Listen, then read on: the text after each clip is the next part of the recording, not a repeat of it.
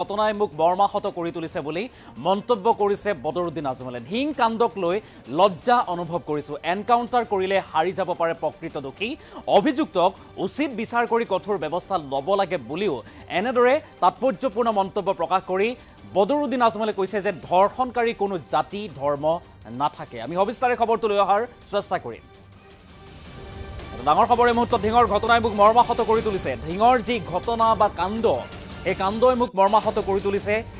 ধিঙৰ কাণ্ডক লৈ লজ্জা অনুভৱ কৰিছোঁ বুলিও মন্তব্য কৰিছে প্ৰাক্তন সাংসদ বদৰুদ্দিন আজমলে। আৰু এনকাউণ্টাৰ কৰিলে হাৰি যাব পাৰে প্ৰকৃত দোষী।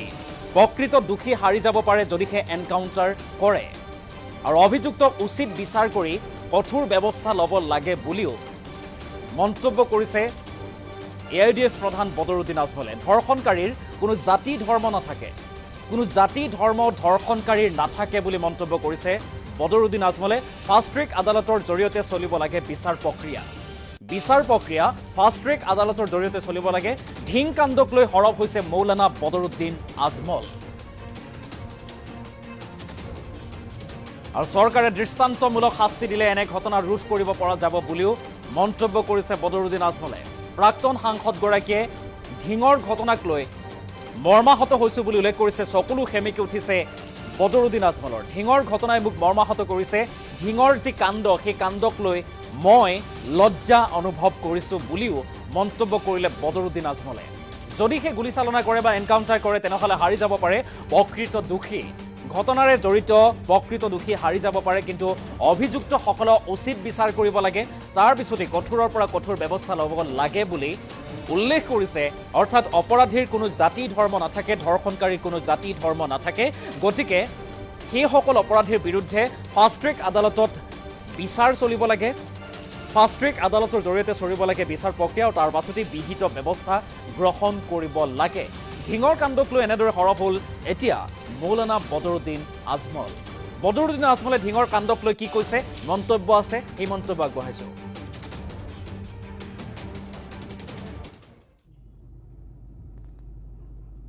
মই আজি অসমত ধিঙৰ দৰ্শনৰ এটা ঘটনা শুনিলোঁ। বহুত দুখী হৈছোঁ, মৰ্মাহত হৈছোঁ, আৰু আমাৰ চকুটো লজ্জান্বিত হৈ গৈছে। গোটেই অসমবাসী আজি লজ্জিত হৈছে। CM কৈছে আৰু 23টাও ঘটনা বুজি হৈছে লোকসভা ইলেকশ্যনৰ পিছত। কিয় সেইসব বেলগাঁৱৰ ওপৰত কোনো আজিলৈকে এৰেষ্ট হোৱা নাই? মই নিৰ্ভয়া কাণ্ড যেতিয়া হৈছিল, মই পাৰ্লিমেণ্টত ডিমাণ্ড দিছিলোঁ ফাঁচি দিব লাগে। চবে মোৰ মজা কৰিছে। আজি মই দেখিছোঁ অসমৰ কোনো এজন ব্যক্তিয়ে এনকাউণ্টাৰৰ কথা কৈ আছে। এনকাউণ্টাৰ আপোনাৰ মাৰি দিলে, আচলি মানুহ মৰিল না নকলি মানুহ মৰিলে, এইটো কোনো হিচাপ নহয়। যিমান বাচি বাচি যিমান যাৰ শত্ৰুতা হয় এনকাউণ্টাৰ কৰি শেষ কৰা হয়। ফাঁচি দিলে অন্য জেগাত আৰু 10 লাখ 20 লাখ মানুহে এইটোৰ পৰা এটা সবক ল'ব, ভয় খাব যে আমি এইসব কাম কৰিব নালাগে। দৰ্শনকাৰী হয়, এই হিন্দু মুছলিম তাৰ কোনো জাতি নাই, ক্ৰিমিনেল হয়। এইসববিলাক মোৰ দাবী হ'ল যিমান জলদি পাৰে মানুহে যেতিয়া চিনাক্ত কৰে বা যাৰ লগত ঘটনা হৈছে বোলে এই মানুহজন আছিল এই ঘটনাত, একদম ফাষ্ট ট্ৰেক লাগাই ফাঁসি দি দিব লাগে। তাৰপিছতে এইসব ঘটনা বন্ধ হ'ব। আজি আমি কেলকাতাত ডক্টৰৰ মামলাৰ পৰা উঠিব পৰা নাই। তাৰপিছত বদলাপুৰ মহাৰাষ্ট্ৰত হৈছে, এইটো হৈছে উত্তৰাখণ্ডত এজন মুছলিম ছোৱালীৰ লগত নাৰ্ছৰ লগত এই একে কথা হৈছে কাম। ভাৰতবৰ্ষত কি চলি আছে আমাৰ? আৰ বিজেপি চৰকাৰত এইসব কাম বেছি থেকে বেছি হৈছে।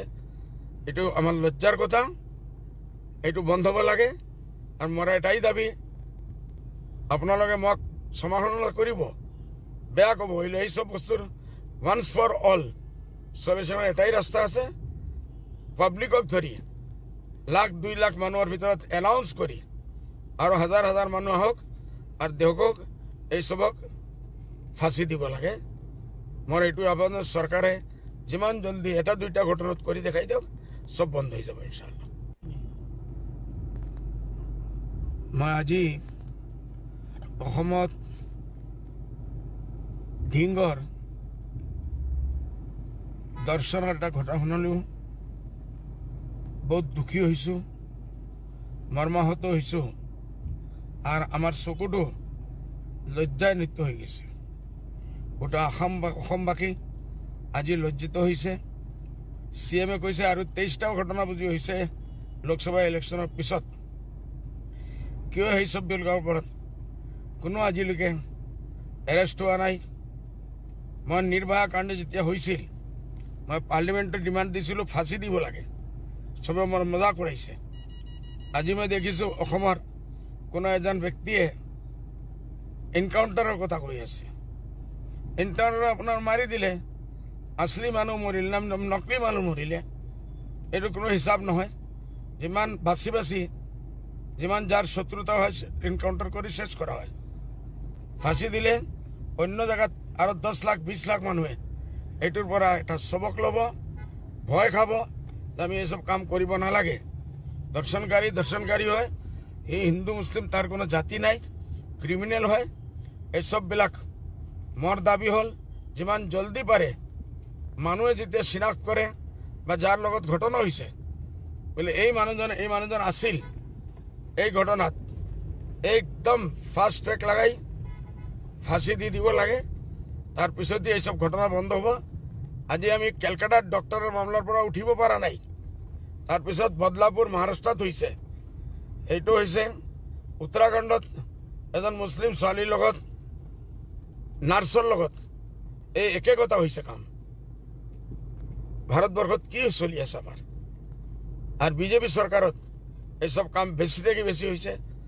এইটো আমাৰ লজ্জাৰ কথা, এইটো বন্ধ হ'ব লাগে। আৰু মোৰ এটাই দাবী, আপোনালোকে মোক সমালোচনা কৰিব, বেয়া ক'ব, হইলে এইসব বস্তুৰ ওয়ান্স ফৰ অল সলিউশনৰ এটাই ৰাস্তা আছে। পাব্লিকক ধৰি 1,00,000-2 লাখ মানুহৰ ভিতৰত এনাউন্স কৰি আৰু হাজাৰ হাজাৰ মানুহ আহক আৰু দেশক এইসবক ফাঁসি দিব লাগে। মোৰ এইটো আহ্বান, চৰকাৰে যিমান জলদি এটা দুইটা ঘটনাত কৰি দেখাই দিয়ক, সব বন্ধ হৈ যাব ইনশাআল্লাহ।